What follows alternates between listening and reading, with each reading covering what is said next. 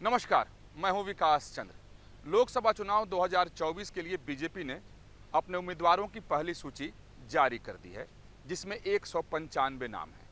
कई राज्यों के उम्मीदवारों के नामों की घोषणा बीजेपी ने की, जिसके बाद से कई तरह की राजनीतिक चर्चाएं, अटकलबाजियां तेज हो गई हैं। उत्तर प्रदेश, जो बीजेपी का गढ़ माना जाता है, वहां से बीजेपी ने अपनी पहली सूची में 51 प्रत्याशियों के नामों की घोषणा की। अभी भी 29 नाम लंबित हैं। कुछ पेच उत्तर प्रदेश में फंसे हुए थे सहयोगी दलों के साथ, जिसको बीजेपी सुलझा चुकी है। उनको कितनी सीटें मिलेंगी बीजेपी उनको दे चुकी है, उनके साथ उनकी बैठक हो चुकी है। अब वो लोग अपने हिसाब से अपने उम्मीदवार तय करेंगे और उसके नाम का ऐलान करेंगे। और हकीकत तो ये है कि उनके उम्मीदवारों के नाम को भी बीजेपी तय कर चुकी है। लेकिन उत्तर प्रदेश की 29 सीटें अभी बची हुई हैं और सबकी निगाह उसी पर है कि आखिर दूसरी सूची में क्या होता है। क्योंकि एक बहुत चर्चा इस बात को लेकर के तेज थी और बीजेपी की तरफ से बार बार ये संकेत भी दिए जा रहे थे कि इस बार बड़े पैमाने पर बीजेपी सांसदों के टिकट को काटने वाली है, उम्मीदवार अपने बदलने वाली है। वो दिखा भी है, दिल्ली में दिखा है, मध्य प्रदेश में भी दिखा है, दूसरे जगहों पे भी दिखा है। और जो सीटें बची हुई हैं उसमें बताया जा रहा है कि जिस फेरबदल की बात की जा रही थी कि 30% से लेकर 40% तक सांसद बदल दिए जाएंगे, तो शायद जो दूसरी सूची आए उसके बाद तीसरी सूची आए तो उसमें वो कुछ देखने को मिले। लेकिन पहली सूची में उत्तर प्रदेश में ऐसा कुछ देखने को नहीं मिला। लगभग पहली सूची में जितने भी नाम घोषित किए गए वो सभी लोगों को रिपीट किया गया है, यानी पार्टी ने उन्हीं लोगों पर विश्वास जताया है और उनको उम्मीदवार बनाते हुए मैदान में उतार दिया है। लेकिन दूसरी सूची का इंतजार है और उत्तर प्रदेश के कई नाम ऐसे हैं जिनके भविष्य को लेकर के चर्चाएं तेज हो गई हैं कि उनका क्या होगा। क्या उनको पार्टी उम्मीदवार बनाएगी, दूसरी सूची में उनका नाम क्या शामिल होगा, क्या पार्टी उन पर विश्वास दिखाएगी जिस तरीके से तमाम सांसदों पर दिखाई है अगर उत्तर प्रदेश की बात करें। तो इसको लेकर के चर्चाएं अभी से ही तेज हो गई हैं। हालांकि दूसरी सूची आनी है, वो अगर दूसरी सूची आएगी तब उसमें देखने वाली बात होगी कि कितने लोगों को टिकट पार्टी काटती है, कितने नए चेहरे पर भरोसा करती है और कितने लोगों को पार्टी मैदान से बाहर कर देती है। लेकिन कुछ नामों पर चर्चा बहुत तेज है। एक छोटी सी लिस्ट है, वो मैं आपके सामने रखता हूँ।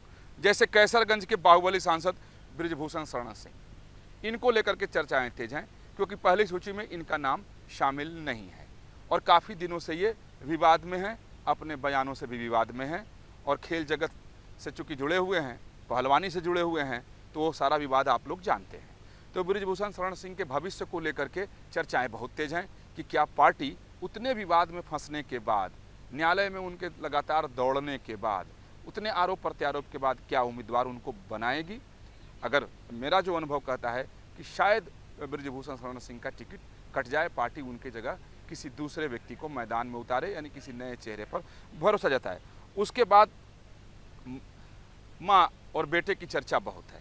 ये माँ बेटे को यहाँ सोनिया गांधी और राहुल गांधी की नहीं, मेनका गांधी और वरुण गांधी की बात है। एक पीलीभीत सीट, दूसरा सुल्तानपुर सीट। ये दोनों जगहों के नाम भी पहली लिस्ट में बीजेपी के नहीं हैं, यानी मेनका गांधी का नाम भी नहीं है और वरुण गांधी का नाम भी नहीं है। वरुण गांधी काफ़ी दिनों से बीजेपी के लाइन से अलग जा चुके हैं। यूँ कह सकते हैं कि वो बगावत कर चुके हैं और लगातार पार्टी के खिलाफ उनके बयान आते रहे हैं, ट्वीट आते रहे हैं, सोशल मीडिया पे बहुत सारी चीज़ें उनकी तरफ से डाली गई जो पार्टी को काफ़ी नागवार गुजरी।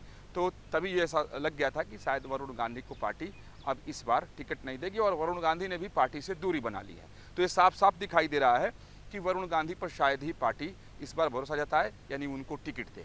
अगर उनको टिकट देगी तो पार्टी के तमाम नेताओं का कहना है कि इससे कार्यकर्ताओं में असंतोष फैलेगा कि आखिर जो व्यक्ति पार्टी के खिलाफ इतना बोल रहा है, पार्टी लाइन से बाहर जा चुका है, तो उसको फिर उम्मीदवार क्यों। तो इस बात की संभावना बहुत कम दिखाई देती है कि वरुण गांधी को मैदान में पार्टी उतारे। लेकिन मेनका गांधी चुप हैं, शांत हैं, अपने लोकसभा क्षेत्र में सक्रिय हैं। तो उनको लेकर के एक असमंजस की स्थिति पार्टी में दिखाई दे रही है। अब यह असमंजस की स्थिति केंद्रीय चुनाव समिति के नेताओं में है या नहीं, इसको नहीं कहा जा सकता। लेकिन उनके भविष्य को लेकर के भी आशंकाएं व्यक्त की जा रही हैं कि शायद मेनका गांधी की भी टिकट इस बार कंफर्म ना हो, टिकट उनको काट दिया जाए और वो बाहर मैदान से हो जाए। उसी तरीके से रीता बहुगुणा जोशी की बात आ रही है, क्योंकि रीता बहुगुणा जोशी का नाम भी पहली लिस्ट में नहीं है। हालांकि उनके सीट की घोषणा नहीं हुई है, तो ये नहीं कहा जा सकता कि पार्टी उन्हें उम्मीदवार नहीं बना सकती है, क्योंकि जगदम्बिका पाल के नाम को लेकर के भी तमाम तरह की आशंकाएं व्यक्त की जा रही थी, लेकिन पहली सूची में उनका नाम। तो इसी तरीके से रीता बहुगुणा जोशी की अगर बात करें तो उनका नाम भी नहीं है, लेकिन उनके सीट की घोषणा भी नहीं हुई है। लेकिन उनके टिकट को लेकर के भी बीजेपी के गलियारे में ही तमाम तरह की चर्चाएं तेज हैं, और उनके लोकसभा क्षेत्र से भी कई लोग सक्रिय हैं कि उन्हें टिकट मिले, और बार बार वहां के लोग ये दलील भी दे रहे हैं कि भाई पार्टी को नए कार्यकर्ता को मैदान में उतारना चाहिए, नहीं तो फिर कार्यकर्ताओं का मनोबल टूटेगा। उसके बाद अगर आप देखें तो संघमित्रा मौर्य की बात आ रही है बदायूं से, उनके सीट का भी ऐलान पार्टी ने नहीं किया है, और इनके भी टिकट को लेकर के पार्टी के नेता आशंका व्यक्त करते हैं। फिर मैं एक बार बता दूं कि जो पहली लिस्ट बीजेपी ने जारी की उसमें इनका नाम नहीं है, लेकिन सवाल उठता है कि क्या दूसरी सूची आएगी तो इनका नाम उसमें होगा। तो इसके लिए मुझे लगता है कि इंतजार ही करना पड़ेगा कि पिछले कुछ दिनों से जिस तरीके की राजनीति चली है, तो वही वजह है कि इनके नाम को लेकर के आशंकाएं व्यक्त की जा रही हैं।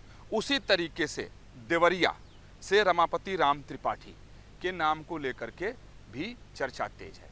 एक तो इनकी उम्र ज़्यादा है, दूसरे ये आम जनता के बीच में बहुत ज़्यादा नहीं रहे जो इनके खिलाफ गया है। साथ ही जो सांसदों के लिए एक कसौटी पार्टी ने तैयार की थी, तो पार्टी के तमाम जो नेता हैं, जो रणनीतिकार हैं, उनका कहना है कि उस कसौटी पे देवरिया के सांसद रमापति राम त्रिपाठी बहुत खारा नहीं उतरे हैं। लेकिन यहाँ भी ध्यान देने वाली बात है कि पहली सूची में इनका नाम नहीं है, तो ऐसा नहीं है कि दूसरी सूची में इनका नाम कट ही जाए, क्योंकि जारी नहीं हुआ है और देवरिया से कई लोग दावेदार हैं और वहाँ पार्टी जातीय समीकरण को साधना चाहती है। वैसे देवरिया जो है वो ब्राह्मण बाहुल्य सीट है, और यही वजह थी कि ये पिछली बार 2019 में चुनाव जीत गए थे, लेकिन इनका नाम पहली लिस्ट में नहीं है। तो अब देखना है कि दूसरी सूची जब बीजेपी जारी करेगी, क्योंकि आने वाले 6 तारीख को बीजेपी की फिर से केंद्रीय चुनाव समिति की बैठक होने वाली है, और केंद्रीय चुनाव समिति वो बीजेपी की सर्वोच्च इकाई है जो प्रत्याशियों के नामों को तय करती है। यानी जो नाम राज्य से आए होते हैं, बीजेपी में मंथन हुआ होता है, उस पर केंद्रीय चुनाव समिति की बैठक में ही मुहर लगाई जाती है, जो प्रधानमंत्री नरेंद्र मोदी की मौजूदगी में उनकी अध्यक्षता में होती है, और उसमें कई सारे सदस्य हैं। तो पहली बैठक के बाद पहली सूची जारी हो गई। अब दूसरी बैठक 6 तारीख को होने वाली है, तो उसके बाद जब दूसरी सूची आएगी, क्योंकि उत्तर प्रदेश वो प्रदेश है जो बीजेपी का गढ़ है, और ये देश में ये माना जाता है कि दिल्ली का रास्ता उत्तर प्रदेश से ही होकर आता है, और बीजेपी इस बार 370 सीटों का लक्ष्य लेकर चल रही है। यही वजह है कि पार्टी कहीं भी कोई गलती नहीं करना चाहती है कि ताकि चुनाव में के बाद उसको अफसोस हो और उसको ऐसा लगे कि चूक हो गई, और एक भी सीट कम न हो, इसके लिए पार्टी पूरी ताकत से जुटी हुई है। और ख़ास तौर पर उत्तर प्रदेश में पार्टी की साख भी दांव पर है कि 2019 के रिकॉर्ड को वो तोड़े, यानी कम से कम एक सीट भी बढ़े। तो यही वजह है कि तमाम सीटों को पार्टी ने होल्ड करके रखा। पहली केंद्रीय चुनाव समिति की बैठक में उत्तर प्रदेश की सभी सीटों पर चर्चा हुई, लेकिन 22 सीटों को होल्ड किया गया, और सूची में 29 नाम शामिल नहीं। तो फिर इसका मतलब सीधा सा होता है कि केंद्रीय चुनाव समिति की जब फिर से बैठक होगी तो इस पर चर्चा होनी तय है। उसके साथ ही वीके सिंह भारत सरकार में मंत्री हैं और भारत सरकार में काफ़ी सक्रिय हैं, और वो गाजियाबाद से सांसद हैं, लेकिन पहली सूची में उनका नाम नहीं है। तो क्या दूसरी सूची में उनका नाम शामिल होगा, इसको लेकर के चर्चाएं तेज हैं।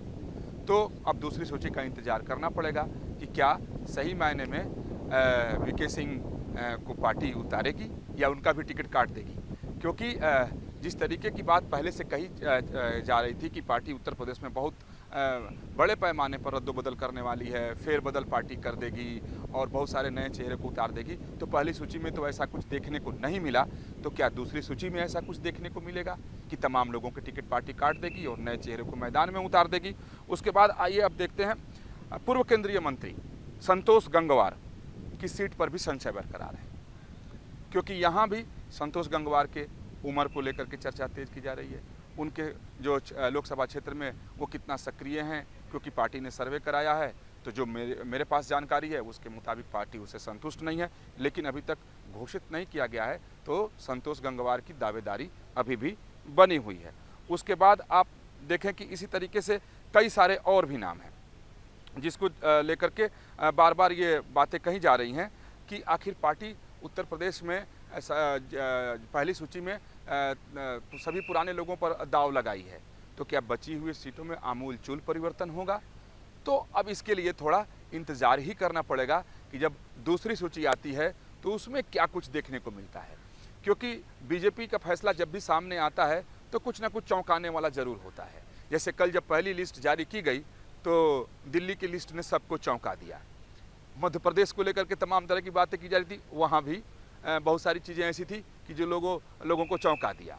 बाकी जगहों के उम्मीदवारों के ऊपर आप निगाह डालें तो वहाँ भी जो लोग अपने राजनीतिक गुणाभाग लगा रहे थे, उस राजनीतिक गुणाभाग से बिल्कुल अलग। पहली सूची में बिल्कुल पॉलिटिकल इंजीनियरिंग को साधने के लिए सोशल इंजीनियरिंग का ध्यान रखा गया है, यानी महिला भी है, पिछड़े समाज से भी लोग हैं, एससी वर्ग भी, एसटी वर्ग भी, सामान्य वर्ग से भी, युवा वर्ग के अपने 50 साल से कम एज के लोगों को भी, यानी सबको समाहित करने की उसमें कोशिश की गई है। तो अब जितनी भी बची हुई सीटें हैं उस पर देखना होगा कि कितने नाम बदल दिए जाते हैं, यानी कितने लोगों की टिकट पार्टी काटती है और नए चेहरे को मैदान में उतारती है। लेकिन अगर उत्तर प्रदेश की ही बात करें तो चाहे वो बृजभूषण शरण सिंह, जिनका नाम मैंने आप लिया, चाहे वो वीके सिंह हो, रीता बहुगुणा जोशी हो, वरुण गांधी हो, मेनका गांधी हो, इन सभी लोगों के राजनीतिक भविष्य को लेकर के चर्चाएं बहुत तेज हो चली हैं कि आखिर इनका क्या होगा। वीडियो जर्नलिस्ट जयेंद्र के साथ विकास चंद्र, न्यू नेशन, दिल्ली।